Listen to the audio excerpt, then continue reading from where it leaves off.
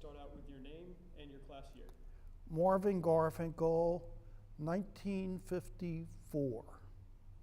And how did you become a student here at Penn Law? I became a student interestingly. I had graduated Pomona College in Claremont, California, and I intended to stay out on the West Coast.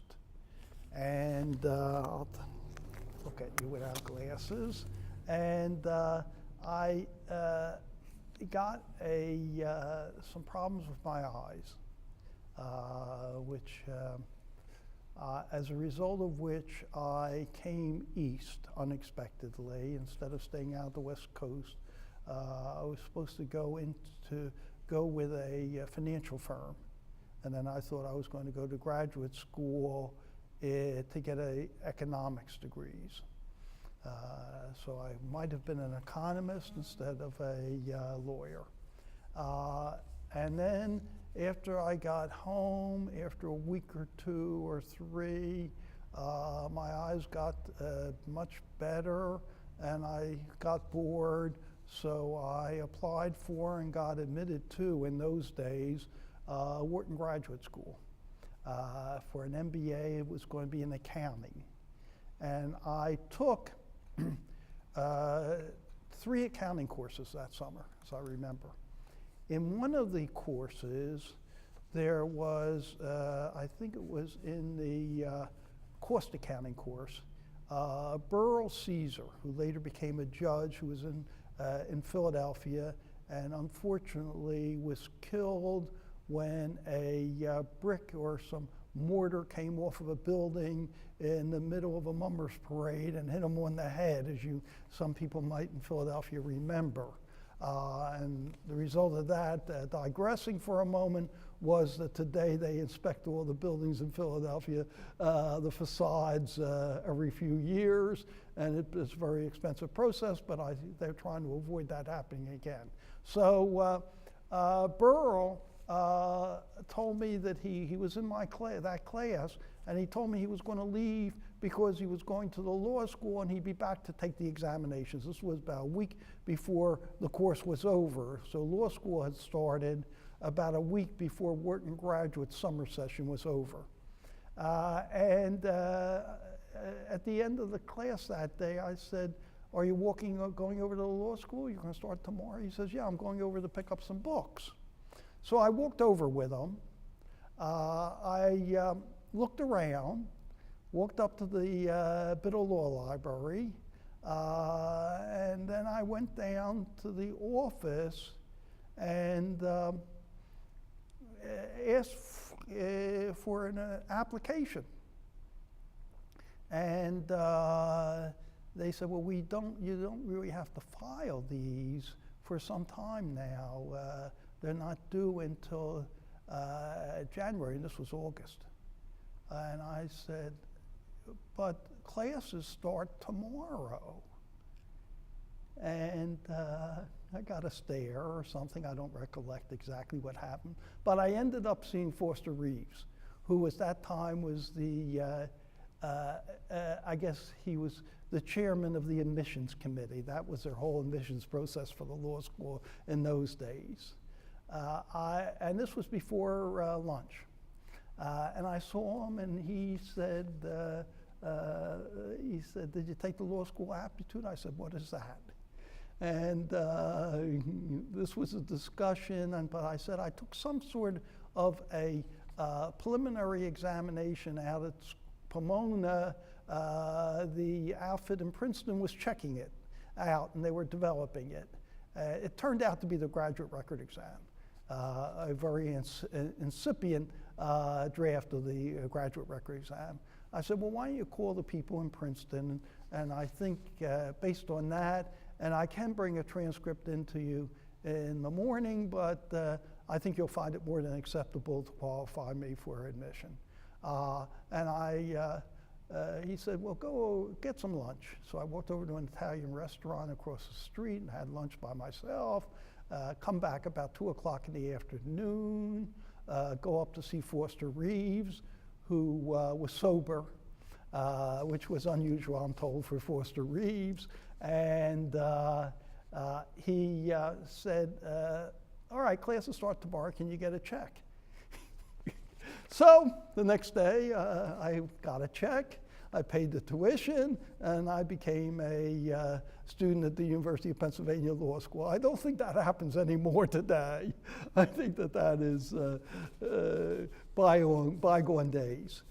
So I'm there the next day, I pick up the books, and I go into the contracts class. And your next question is, do I remember the first day of school? Just gonna make a quick adjustment.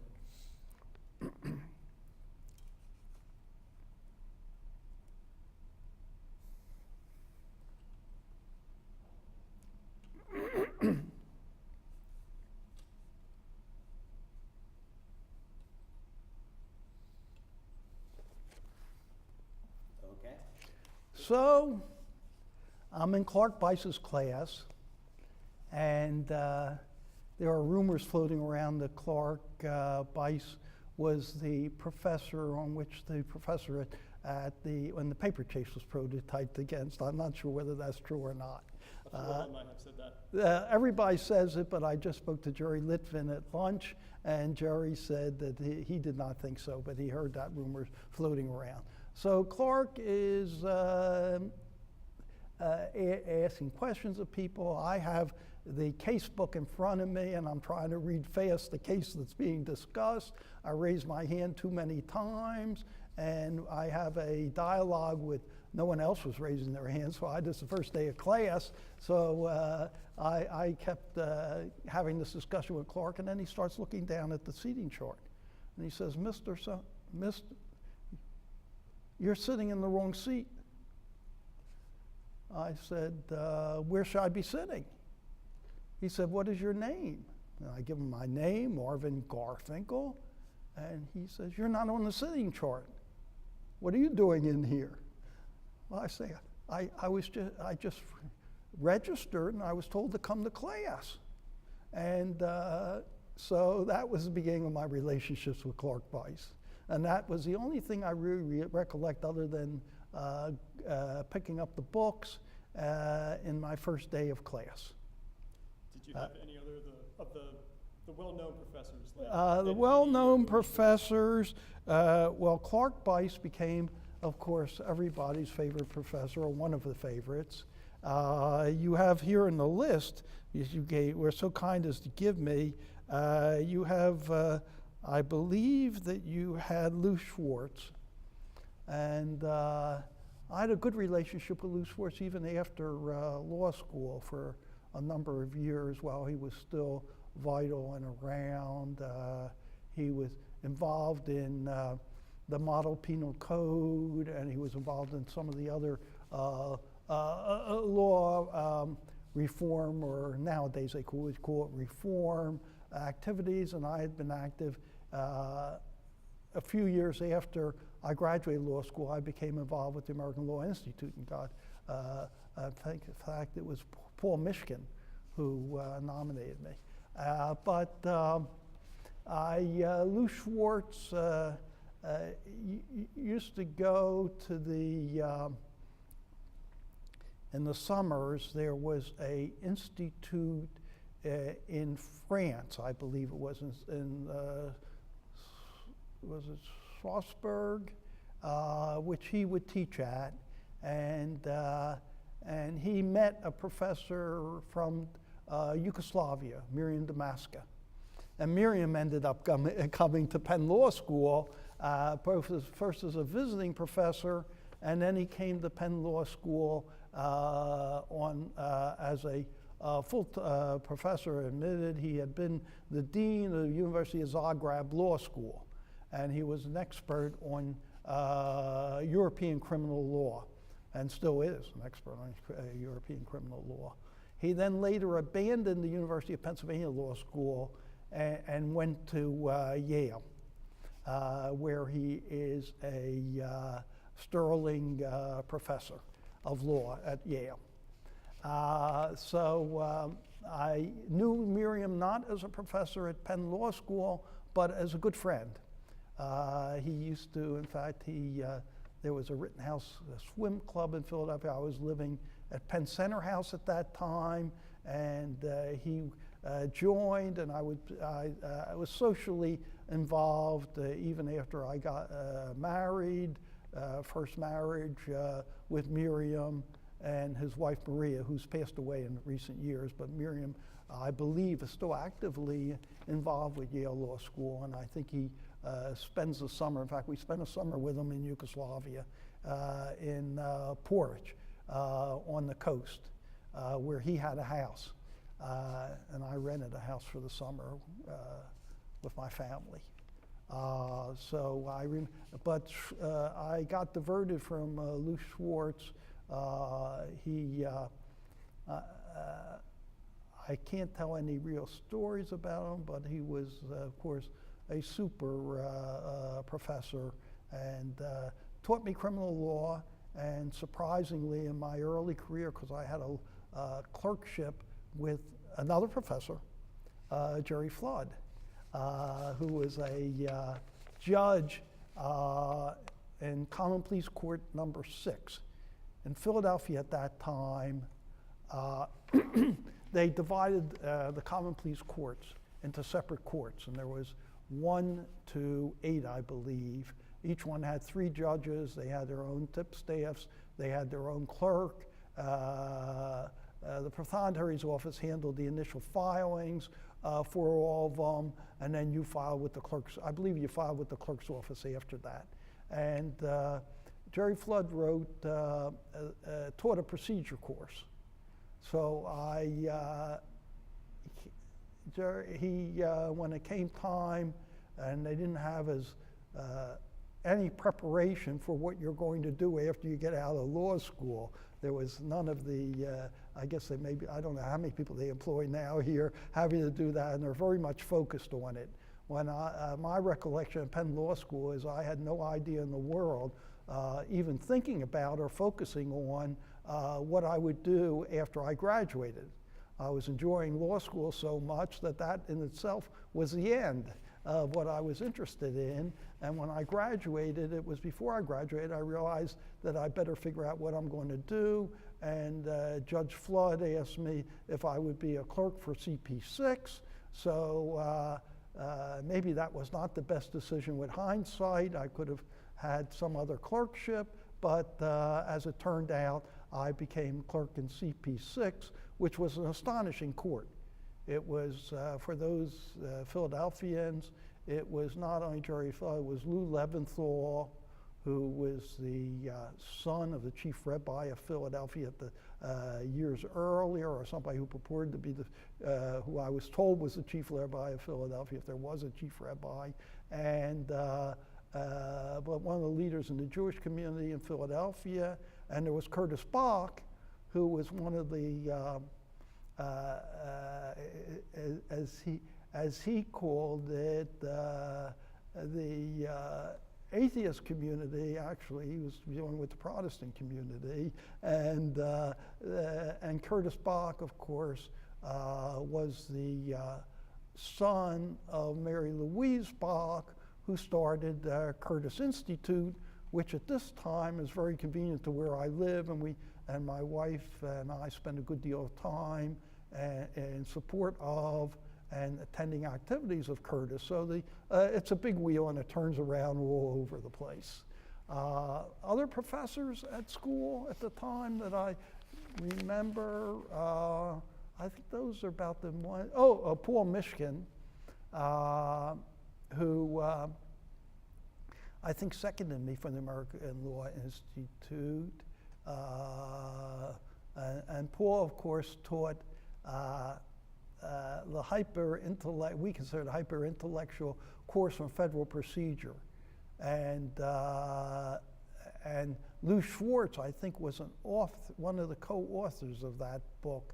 I'm trying to remember the name of the book, but it was a very demanding course. It was an astonishing course, how they could make it as complicated as federal procedure was made in that course. But it was a good introduction to the complexities of jurisdictional issues and procedural issues. And so I remember Paul Mishkin from that course. And if you're trying to say how intelligent, they were all, of course, an astonishingly intelligent group of people, but the one who I guess could compete with a nuclear physicist in today's world would probably be Paul Mishkin. I think Paul Mishkin had that kind of an analytical mentality. I should indicate that my undergraduate, I had no idea in the world at Pomona College. I had actually gone to Penn for a year, stopped at the University of New Mexico for 6 months because I couldn't get a dormitory at Pomona, and then got admitted, had an admission, and then could go onto the Pomona campus, stayed off campus for 6 months, and then got a dormitory facility, which they were requiring. But I was a chemistry major with a strong economics minor or co-major, and a lot of mathematics. So my entire focus was in the sciences and not in the typical pre-law activities of, well, not necessarily today, but in those days it had to do basically with writing and English and the social sciences. So that's where I found myself, was in CP6. If we're going through we skipped questions about law school, so why don't we go back to law school first before I start talking about my latter career. Sounds good. How about some of your classmates or some of Classmates, the student groups here at the law school? Yeah, classmates, I provided you with a picture, a photo of the members of the law review at that time. And I suspect that you'll incorporate that into this presentation. And on the back of that, there is a list of them, and if you just hand it to me. All right. So we will go through who was on the law review then. And this is, let's set it. I assume you're introducing where you are now. I never believed I'd be here doing this in the year 2018. Graduated in '54. So if my mathematics is right, that is 46 plus 18, 50, what is that, around 65 years ago? 64 years? 64 years ago, okay. All right, now let me look. So in 64 years, a number of these people probably are resting a lot better than I am. And I'm looking at Melville Long, I think that was Melva, who was sitting at our table with us just now. Ray Schlegel was from Reading, and he ended up returning to Reading and practicing. And Ray Schlegel and I were kind of competing for a class position. I'm not sure, but I think Ray Schlegel may have ended up first in the class in the second year. I'm not sure. I may have ended up first for the 3 years, but it ended up one way or the other. But Ray Schlegel, I think, was second, although I just was having lunch today with Jerry Litvin, who came out first in the bars in the state. In those days, they would give you the position in the bars. I came out second, he came out first. So we reversed the usual positions in law school. Pat DeQuinzio, I think, has passed on. He and I spent the summer of our second year at law school on a criminal registration project where we did a lot of interviewing in the city of various officials and all, because we had, in that time, Philadelphia had an ordinance requiring criminal registration of anybody who would be convicted of a crime and who was residing in the city. And that was finally put in as a note in the law review at that time, and it's available for anybody that wants to look at it. Bruce Castor, I believe, is the father No, it's not Bruce Castor. Bruce Castor was my recollection was I think, was the president or whatever you would call it of the Law Review. Sam Dennis, I believe, has passed on. I'm looking at this group. Was there anybody else that you had lunch with today? That's what I'm looking for. Scott Stewart, has been to the lunches before this, but I didn't see him there today. This is a Law Review only class. I'll pick up some of the other ones who were there for lunch. I don't see anybody here who, faculty was Noyes Leach. So I guess he was the advisor to the Law Review. So I see that Noyes Leach, you asked for about faculty, and I see that Noyes Leach's name was here. Other than that, I don't see, Jerry Litvin was there. I don't see that he is named, and I doubt that I would recognize him. Okay, do you have that, or did I take back that list of all the people in the class? Not all of them, but the list, I think, from the graduation program. Yeah, here it is. I have it here. Okay. Student activities. Melville Long was note editor, in fact, and I believe she was at lunch. And other than that, I don't see any that from that group that were at lunch. There was something called the Interclub Council, and I don't see anybody there that I know a few of them are not with us anymore.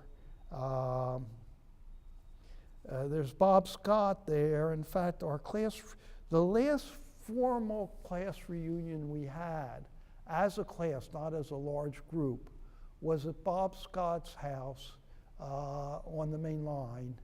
And of course, that's the famous house in which the Philadelphia story was alleged. It wasn't a house in which it was photographed, but it had to deal with that family and his mother.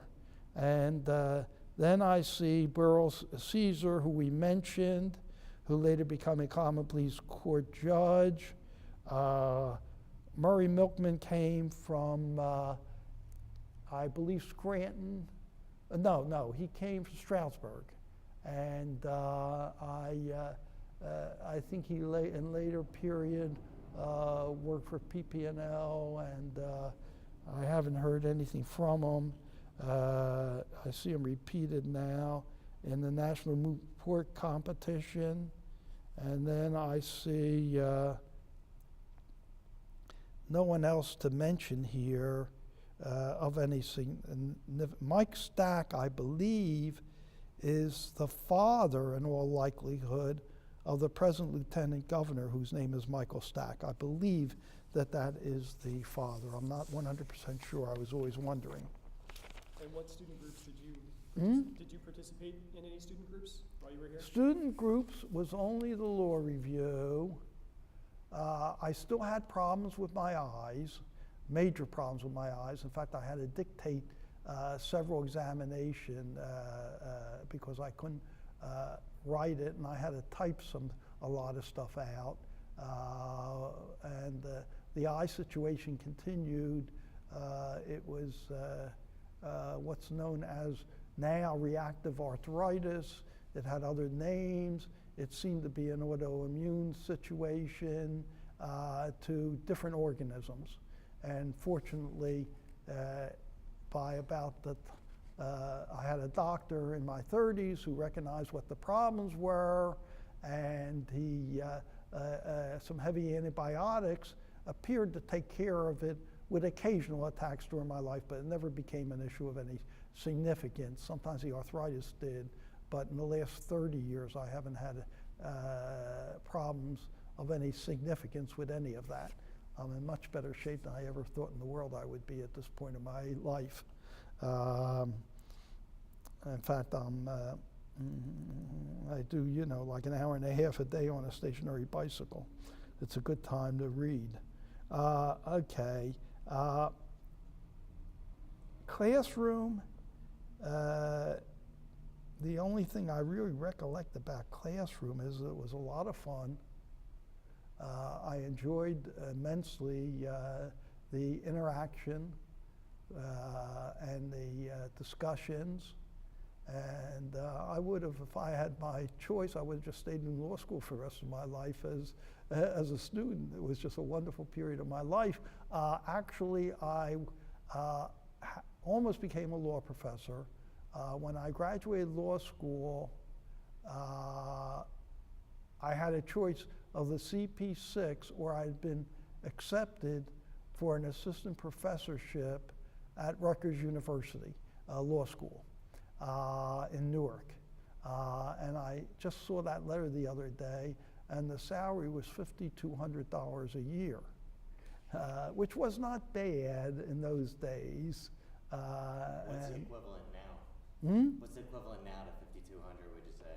I can't hear you. What would you say the equivalent is between then 5,200 in those days? Well, the rule of thumb is if you had a 6% compounded inflation, and we were saying that we were talking about 60 years or so. So if you start with 5, and you end up with 10, and then you end up with 20, I'll use my fingers, then you end up with 40, then you end up with 80, then you end up with 160. It's probably in that range. So it was, I don't know, where do they start law professors out now? Do you have any idea? We're not privileged for that information. Yeah, that's Okay, not all our right, area. okay, that's confidential information, okay. Exactly. All right, I then left career-wise after law school, served as clerk of CP6,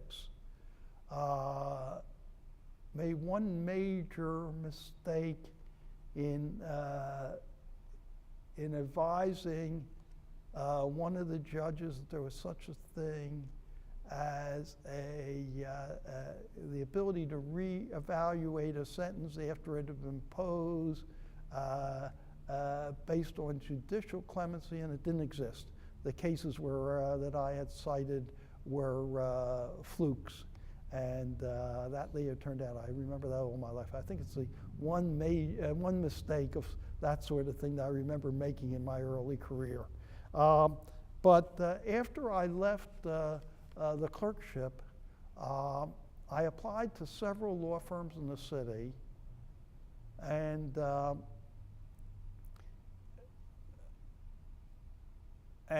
in fact came upon one letter that was written to me by one of the major firms, which said that we are very impressed by Mr. Garfinkel, et cetera, but we are not going to take anybody this year. One other firm, I think, felt that was a little bit difficult. I had accepted one firm, which became one of the major national firms, with offices around the country. It originated in Philadelphia. But I had an opportunity to go up to the Attorney General's office at that point. The Democrats had just been voted in after the Earl administration, and George Leader, a chicken farmer from York, Pennsylvania, he's referred to, was elected governor. He was a politician from York area, and he had his lawyer and his buddy, Herb Cohen, who was the Attorney General. And Herb had the idea that he did not want any, in the Attorney General's office, he wanted to get some bright lawyers, and he knew the only way he really could do it is get young, bright lawyers. So there were about 3 or 4 of us who went up to the Attorney General's office almost immediately after law school. I went up 1 year out of law school, and I started out as an assistant deputy attorney general, was promoted to a deputy attorney general within a year, and I spent about 3 or 4 years in the Attorney General's office. being involved with we divided the state's operations, and I was involved with the Department of State or Commonwealth, which included the Corporation Bureau and the Department of Revenue, and one or two special investigations and that sort of thing, and then came back to Philadelphia, first on a part-time basis, and had met up there in Harrisburg, a lawyer from Reading who was doing Department of Mine claims for people for mine operators who did not adequately close the mines from an environmental point of view, which was interesting in those days. I mean, we're talking about 56, 57, way before the Silent Spring, focusing on mine reclamation issues and making claims against mine operators who haven't really changed their focus, I guess, in all these years, who were not doing what they should do when they closed up a mine, and as a result, contaminants would leak into the streams and that sort of thing, and into water supplies. So Leon was friendly with a judge in Reading, Sidney Hoffman, who later became a Superior Court judge. He was juvenile court judge in Philadelphia, rather a well-known judge in Philadelphia, and he, who came from Reading. Sidney's father had been a lawyer representing criminal defendants in Reading, very well known. So Sidney was being appointed to the court and was closing up his practice. Leon was coming into Philadelphia, had helped him because he came from Reading, and there was another with us in the Attorney General's office was Steve Nairn. So the three of us got together and we opened up a law firm. We hung up a shingle in the Packard building in Philadelphia, which was the building for law offices at that time. It was Wolf Block Shaw was in there, Schneider Harrison, Siegel and Lewis was in there, Obermeyer Redmond was in there, names which today are large law firms or national law firms, and they had offices. That was the place to have offices, and we had I think 1,000 or 1,500 square foot office we opened up. How we ever paid the rent, I don't know, and we started practice. I not literally hang up a shingle, but we started practice there. We had some core to the practice from Sidney Hoffman's practice, which was we inherited, and because Leon had done a good deal of the work when he was still a practicing attorney, and then we started there.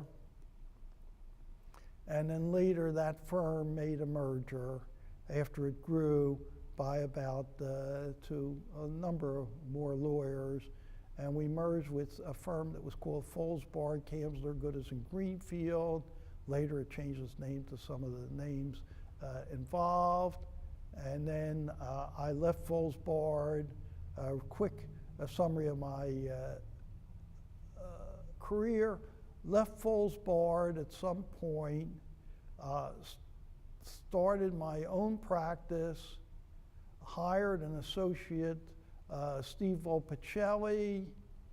Later that became Garfinkel and Volpicelli, and we had maybe a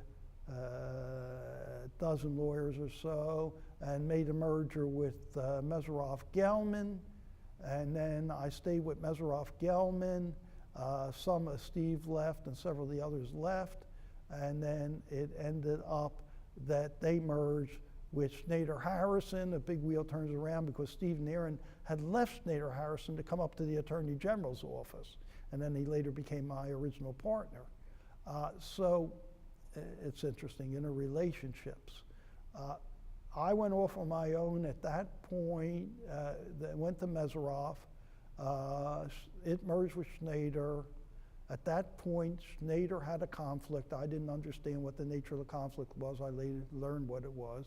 They were getting into, they were representing a client who I was going to have conflict and get some substantial litigation with. And they knew it was developing. I did not realize it. I went at that point to Wolf Block Shaw, Solus Cohen, and Wolf Block imploded about 10 years after I went with Wolf Block, and I ended up with Drinker, Biddle, and Reef, and then resigned at age 85 at Drinker, Biddle, and Reef. The motivating reason for resigning, I'm not sure they understood why, but they got a resignation from me over the internet to start with. I was on a river cruise in Europe, and realized I was spending an hour and a half checking conflict lists every morning.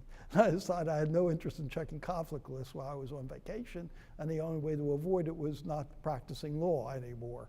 So at 85, I resigned from Drinker, and I later became inactive. So at this moment, I have an inactive license. Great.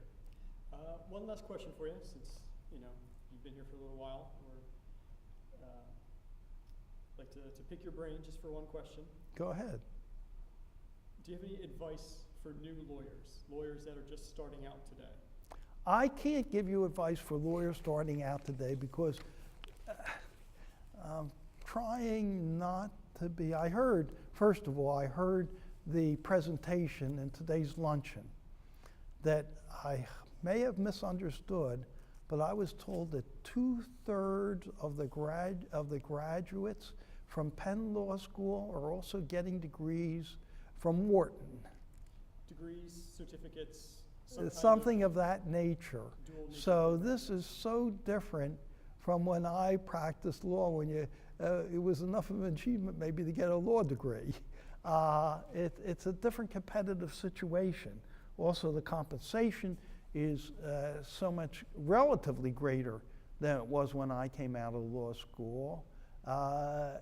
And I don't want to be derogatory, but I believe, reading a lot of the materials that I get off the internet and get in the mail, etc., that what was a profession has unfortunately come closer to the line of being a business, and a very lucrative business in many respects, especially for those people who are fortunate enough to be graduates of the University of Pennsylvania Law School, who want to make it lucrative. A lot are in public service, of course, or other activities unrelated to the business, not representing business people, but the business of practicing law. And so therefore, I'm not in a position to give any recommendations because it's a different, completely different environment graduating law school today than it was when I graduated law school. As I said, I had absolutely no focus whatsoever until probably a few months before graduation of what I was going to do after graduation. It was not of concern to me, and it wasn't anything that anybody, today, going into law school, before you go in, you were concerned about what your career path is going to be, as I understand it. That is not where we are today. Let me try and ask you that a different way. So when you were in law school, right, to crystallize it all into one piece of wisdom, what was one thing that you kind of took away from your law school experience? Like a practical tip or a piece of legislature that stuck in your head? No, I think that the only thing that stuck in my head from law school was what a great intellectual experience the law school itself was. And and it led me to a life, I will say this, that a legal education, and we know it, it's everybody knows it, it teaches you analytical analysis of language and of fact situations. and it demands creativity in most respects. I don't know, Penn Law students probably practice that kind of, graduates practice that kind of law. Unfortunately, I think there's a great number of lawyers out there, and we're reading about them in the paper today, who really look at the law as even more of a business than I suspect it is, as a route for economic gain.